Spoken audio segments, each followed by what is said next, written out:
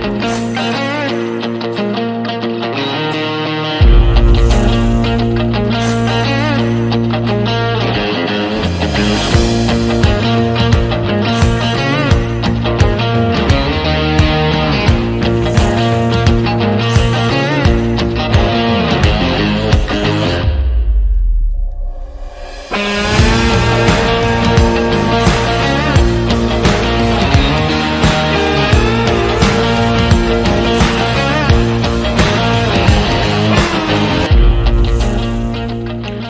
morning and welcome to an edition of Roadhouse Live. We are live. Today is June 1. Bender, we have the new month that we were talking about.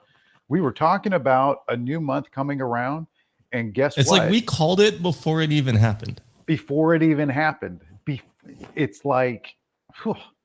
And today is Thursday, which, brace yourself, tomorrow's Friday. Yep. We're going to call it now. Tomorrow's Friday. Tomorrow is Friday. And then it's the weekend. Yes. Back to that. Back to the good times. All right. So here we are. We basically have a flat morning across the board. If I just take like a quick no-brain glance at the ES, it looks like it's in the middle or coming to the bottom of like this bear flag on the 15, 30 minute, whatever we want to call it. Whatever time frame you want to use there, probably same on the 1 hour. 1 hour looks different, but that 30-minute does look like it is kind of coming down a little bit to be right in the middle. Data this morning, people still have jobs. What was it? The one interesting line in through here, which was really, really, I don't want to say remarkable, but interesting, was the unit labor costs. Now, while it's down from forecast, it is higher at 4.2. Now, this data in through here and looking at it, there is really nothing in through here that says rate cut. Nor does it say anything, let's just use the word pivot. Nothing in this data that we've seen over the last, handful of data points speaks to that in any capacity. What does that mean? It means apparently nothing from the standpoint of the overall market because it has its teeth into, moving to the up in a very powerful fashion, especially when it comes to tech. Tech continues to get love and activity. Apple has gotten really, really nice flow, and we did see some very interesting put writing out to 2024 and 2025 at market open yesterday. There was some really interesting lines in mega cap as far as put writing. So with that being said, and kind of looking at it with data being, more of what we've been seeing as far as, hey, no, everything is holding up well. And then we're getting Fed speak coming back the other way. It looks as if they want to just whatever word you want to use. You want to use skip, you want to use pause, but the one word that is not being used is pivot. That word is not being used. Skip, pause, take a time out, have a sip, watch it digest, let it marinate, whatever you want to call it. That's what it's looking like more and more, at least from Fed speak. However, when we continue to get data points like this, it begs the question, if you're planning on raising anyways, just go ahead and get the shit done instead of holding it over the head. If you really believe that that's what needs to be done, just get it done and get it over with. Yeah, let's go ahead and walk the line moving forward. But I think we all know that there's a problem with that. And maybe we'll get into that at some point, maybe not. But this whole thing is nothing but organized chaos at the end of the day, with the cherry on top for the past couple of weeks being the debt ceiling, which if you watched the little speeches yesterday, you got a really, really good taste for what bad acting is all about. That was horrible acting, horrid acting. But hey, they're the ones driving the bus. So Bender, you don't like looking at all this other stuff. You think it's all just like, I don't even know. These charts, these lines, these levels that you've been laying out and playing out over the past several months, it looks like sometimes we break out of range and then we somehow find ourselves right back into range. Where are we now? Where are we going? What shall the story be moving forward? Do we Good buy question. this dip like they bought all the others? Do you buy this dip? Well, I don't know that we've gotten much of a dip. Oh, It's they like, don't need very much. It's like oh, that's true. it's like a red candle That's on true. the on a 30-second. It's like you gotta buy that, man. Sarcasm. All right. Well, um, here, what I've got up right now is an hourly chart, and uh, we were talking about this yesterday, but what I see is that from the lows here, 41.1375. That was on the 24th, May 24th. This high, 42.4325 was the high that we put in on the 28th, just a few days ago. The pullback that we've had thus far is right between that 50%, 61.8%.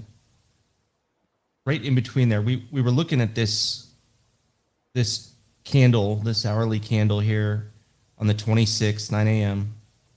We were looking at that candle. I had that shaded box there as a potential target, which we pulled right into that candle, that fair value gap there on the hourly.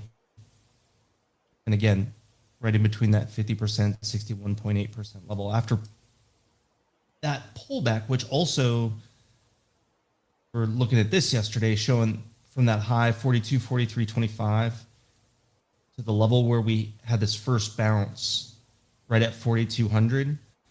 The 1618 extension was right there as well, that 4174 area. I think we were looking at 4172, but yeah, 4173 half was the 1618 extension there, and that so we bounced between 50%, 61.8% of that up move. We pulled back, ran to the 1618 extension of this first pullback, which also was in that golden ratio zone of this up move. Now, so far, the bounce, if we measure the bounce from the high to that 4174 low, we're kind of trapped under that retracement 38%, right? Thus far, we've been kind of had a few wicks through there, but it keeps pulling back below. This white line that you see here, there's a double top right there. That is 4203 half. We're currently sitting 4190, 4191. So for an upside move at this point, I need to see it above that double top and it not just, take it by a tick and pull back down. We need to get above that and hold it, right? As far as any significant downside goes, it's all about 4174, 4173 right in there. If we break that, the downside, realistically, then we're looking down in this 40, back down to 4150, and then potentially lower. But that, I think a break of that would take us back down to our old friend 4148. Frenemy, enemy? I don't know, something. It's made us some money, but we've spent more time than I would like to. I think 4148, Bender. I think that's the line. The kid in the neighborhood that used to get all the cool toys and everything like that, all the new and cool stuff, but nobody liked him. There you go. Nobody liked him at all. It's like he wasn't good at anything. It's like you just didn't like him. I think that's what. I think his name might be Ian. I think his name might be Ian. Yeah, so I for me, setting up the day here, that's kind of what I'm looking for. Do we get below? So we have, I've got 4182. This was the Asia session low, 4182 half. Below that, we probably go test retest that 4172 level. And until we get back over, or if we can clear 4203 half, then we can start, working our way back up. Working our way back up the ladder here. Not a whole lot. I mean, I don't see a whole lot else really worth, I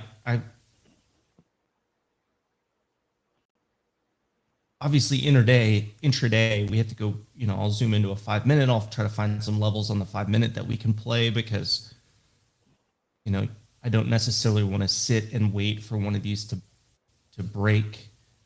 So I'll look for setups in between here. But just kind of bigger picture on the day, that's what I'm looking at.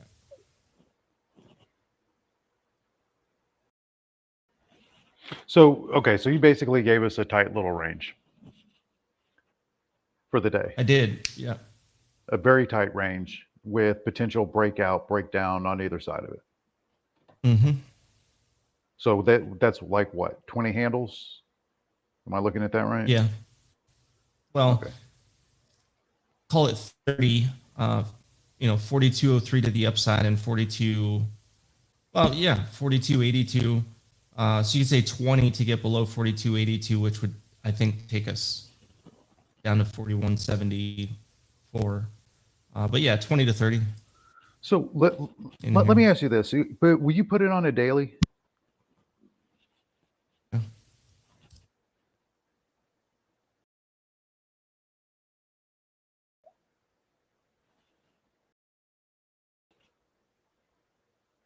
Right there. A little bit more.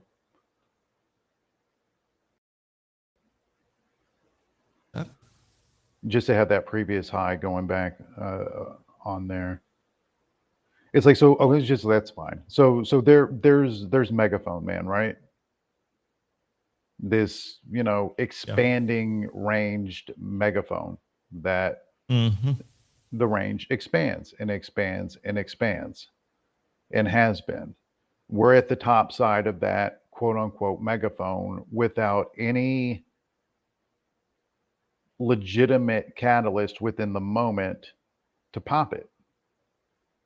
Now, the last catalyst that drove us up into the top of that was NVIDIA ER and AIAIO, right? Yeah, that certainly had something to do with it, I think. Okay. Because we were down before that. We were at the bottom of that little deal. We had sold pretty good. And NVIDIA ER was the coin flip as far as that midpoint. And then it came out, everything's gravy for everybody, and we rocket shot, and now we're pulling back into range. The only reason why I'm asking is like the next real catalyst that kind of exists, kind of sort of maybe could be that Apple conference with theirs. I mean, on the 5th. Historically, that has sold off, right? Like it ran into and then sold off after. One thing that I will say that we did notice yesterday was while some of these names pulled back, NVIDIA being one of those, right? There were other pockets in the market that did very well, right? Names that had been beat up, SoFi being one of those, right? And then beat up again this morning. Yeah, it's SoFi, that's, whatever. Yeah. But I'm just saying that it wasn't, there were areas of the market that saw some inflow. Yeah. Look, it's like, so you're right. You're totally right about that. So, do we get some more of that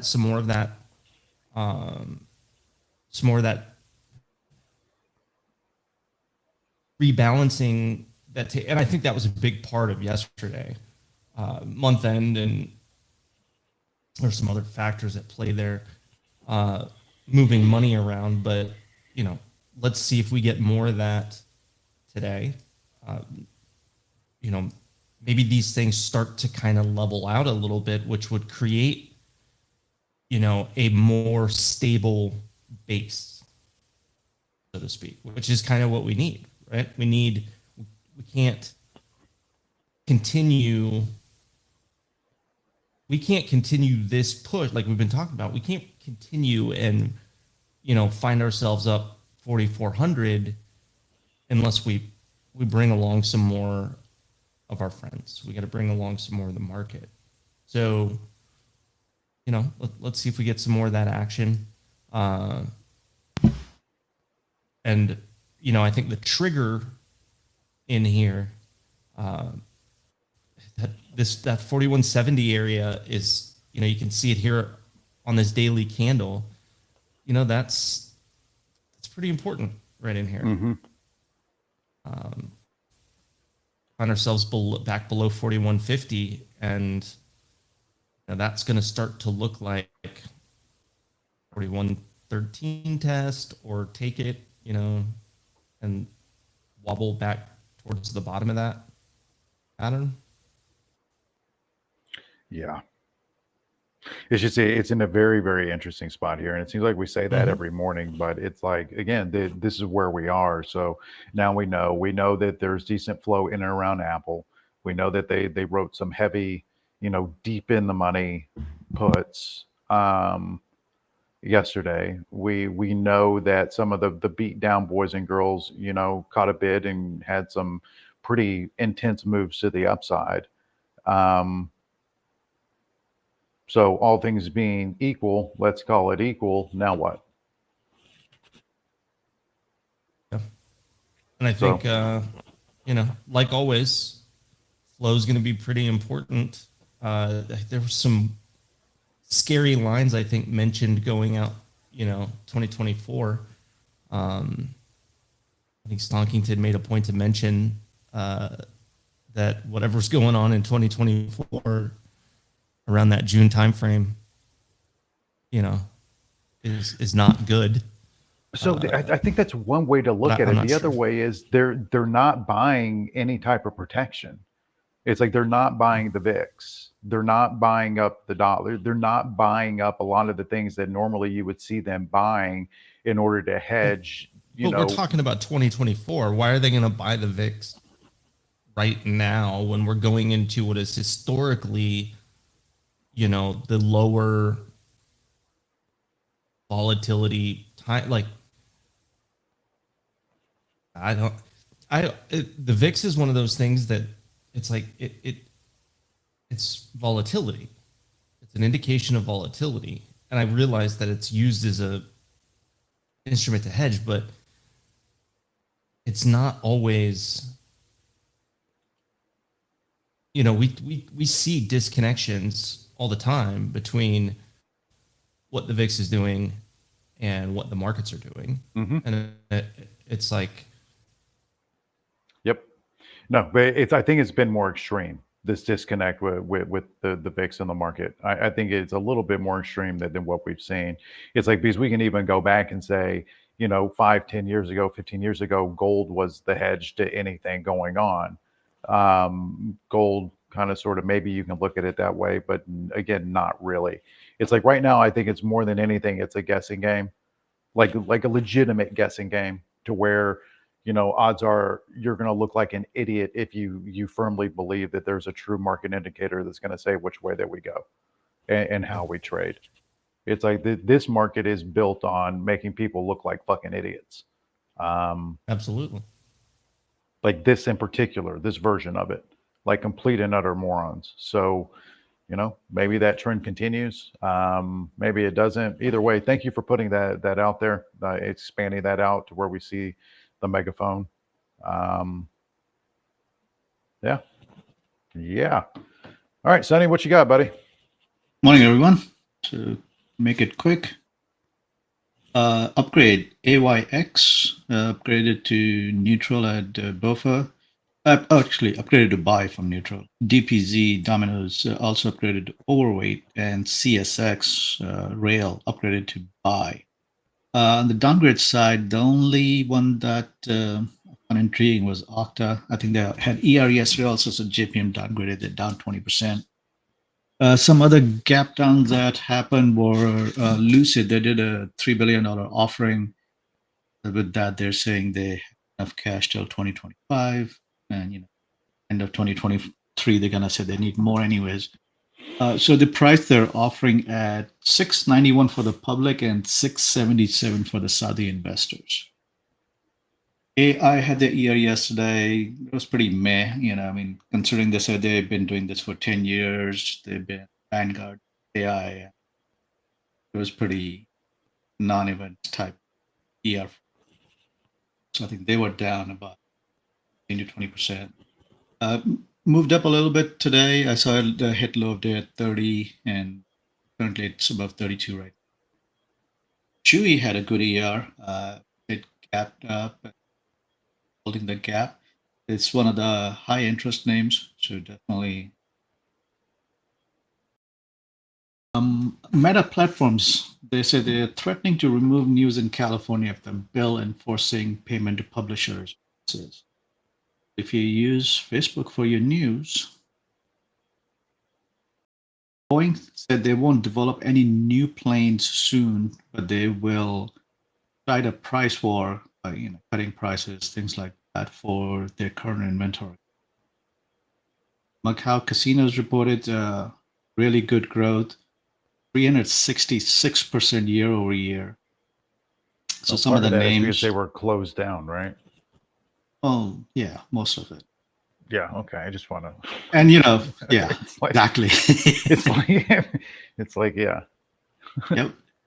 66%. So we did see some, bullish flow into when LVS, MGM, MLCO. So there are 6 casino operators that have the license, and 3 of them US based. When LVS and MGM. Southwest Airlines, they expect 8 to 10% decline in their Q2 revenue per seat mile. They're saying they continue to expect a strong adjusted profit for FY 2023 as travel drives up ticket sales. So we may go down, we may go up, kind of statements. They are at a conference. Sorry, go ahead. No, their tickets, their ticket prices are really absurdly priced against the market. It's like they're very, very expensive. Yes. Which is complete opposite of what their model that made them so successful was. Yeah. No, honestly, I haven't flown Southwest in years because of the ticket pricing. Because if you compared it, it wasn't all that great. If you were a last-minute traveler, you found a deal that it worked out, or shorter flights, for businesses going from LA to San Francisco, things like that. Those are cheap. But if you try to go a little bit, further out, there just wasn't no advantage. Right. Well, besides the fact that you could bring, 2 bags plus your golf clubs, 2 carry-ons, like they're just like, yeah, bring it all. That's cool. Yeah. What was that advantage? Yeah, I think they kind of most of it stopped that now. They came in line with the industry, the rest of the industry. Hey, we'll give you a cheaper seat, but like Hells was saying, yeah, you have to pay extra for your carry-on.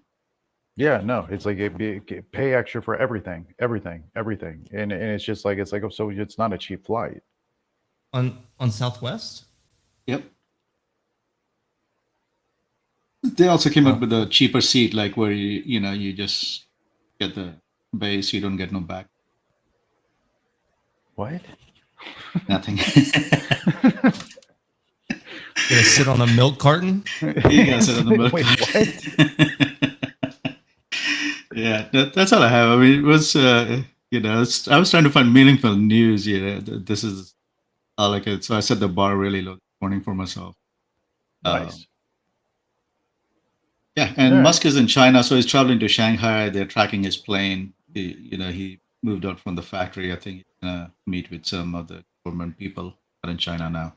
Yeah, that one's going to be interesting. They came in end of day nailing those 205 calls for this week on Tesla.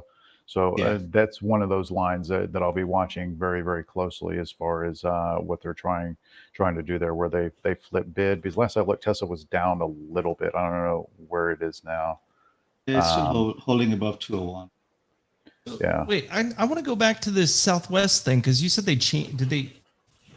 Because they've never charged me for a check bag or a carry-on, and as far as I know, they don't unless something very recently changed. They don't. You don't pay for bags on Southwest. Well, just depending on the size, and then they'll charge you $75 an item after that. Sure, but okay, all right. But So they still offer it. It's still 2 free check. You still get 2 Correct. bags checked for Correct. free. You still can bring a personal item and a carry-on. So nothing's changed. Okay.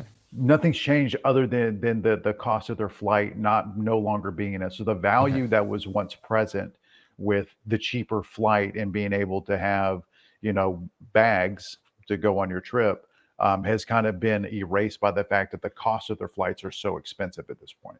I think it's kind of the point that we were trying to make. Gotcha. Well, you made me go back and look because the way that you said it made it sound like something has changed, and I'm getting ready to book some flights, and I'm like, wait, did I miss something? Yeah. Okay. The That's all for value me. is no longer there. Yeah, I'll have to compare prices. I'll let you know. I'll get back to you on that. Very good. Stonkington, what you got for us, Stonkington? All right. You Hello. got the people's champ. People's Champ batting cleanup ready. I'm here. We had an ER last night. Crowd. And you know what happens when you find yourself in the crowd. You got to do some crowd control. So today on the docket, we got a riot gear. Here we have the full tactical setup. And we're going to have to do some prices right on that one because you got to be ready getting into that crowd. You get your flamethrower suit on. This is me getting ready for those gifts blasting off. Is this a Halloween costume or is this real? That's real. That's the real deal. Got to be protected when you get in that crowd. This is a tactical Apollo riot suppression suit. Full body. I'm going to say 1800. All right, Sooners in at 345. Brick's going 699. I mean, it seems like something like that would be more expensive than $600 or $700. I mean, you got the helmet, you got the knee pads. Unless it's just, gimmick. Guess is rolling in. Bateman's ready. What's the I'm gonna go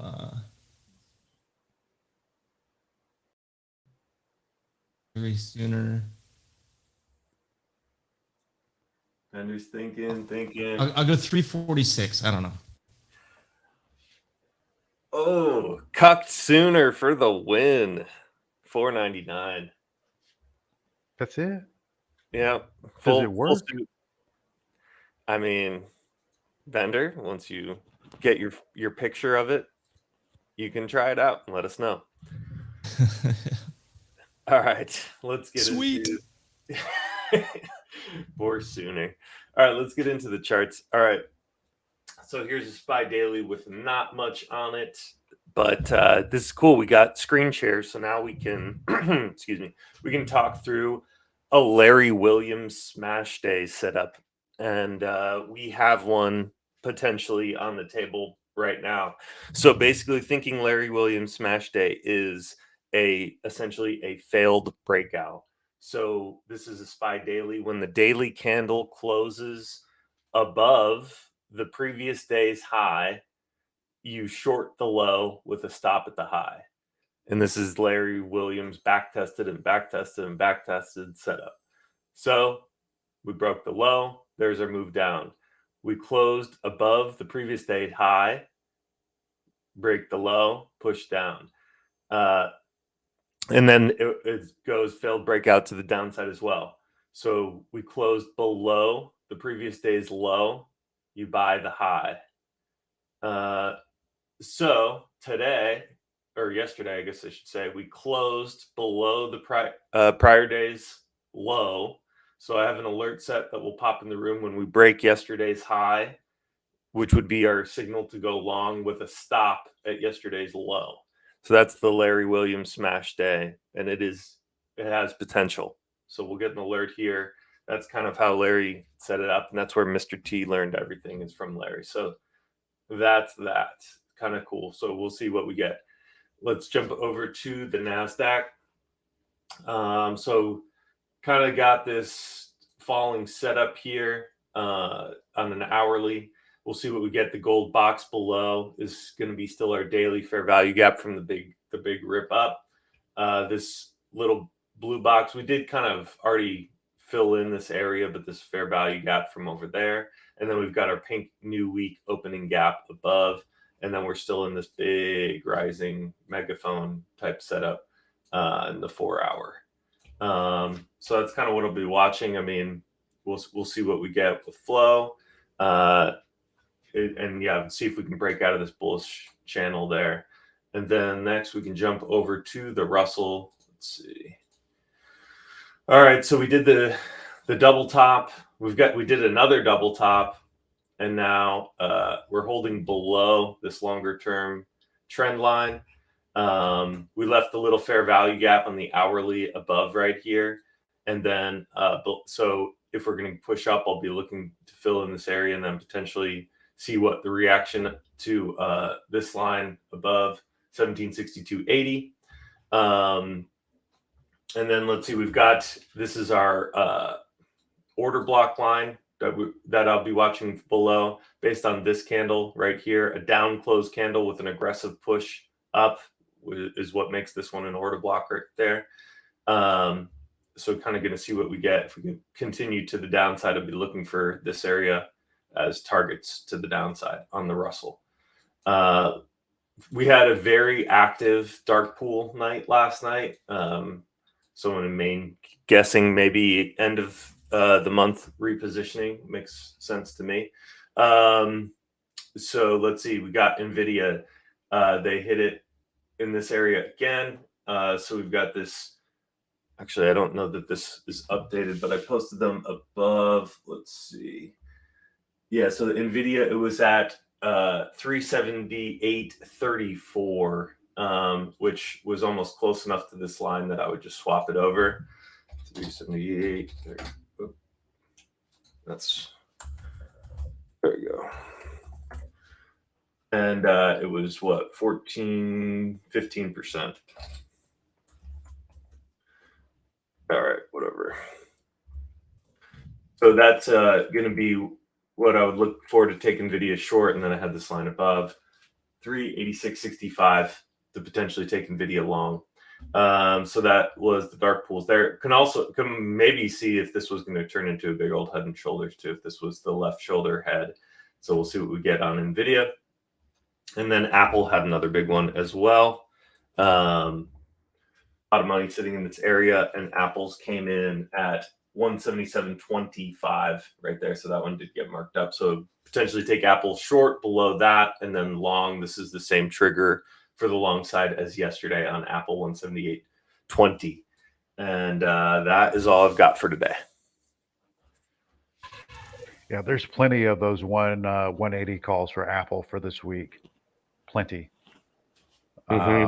There's plenty of Apple 180 calls. There's plenty of Tesla 205 calls. There's plenty of the Microsoft.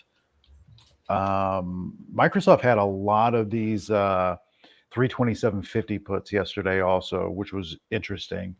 Amazon was fairly neutral. Google was really non-existent, and it held its price pretty well. NVIDIA, no point in talking about it. There were some decent amount of 115 puts on AMD for this week. They came in yesterday. I'm just trying to go through the middle picture as far as weekly flow.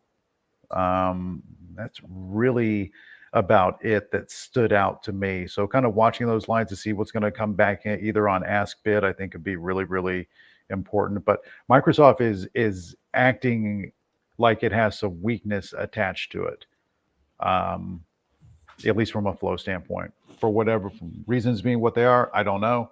But from a flow standpoint, there does appear to be some weakness within the flow there.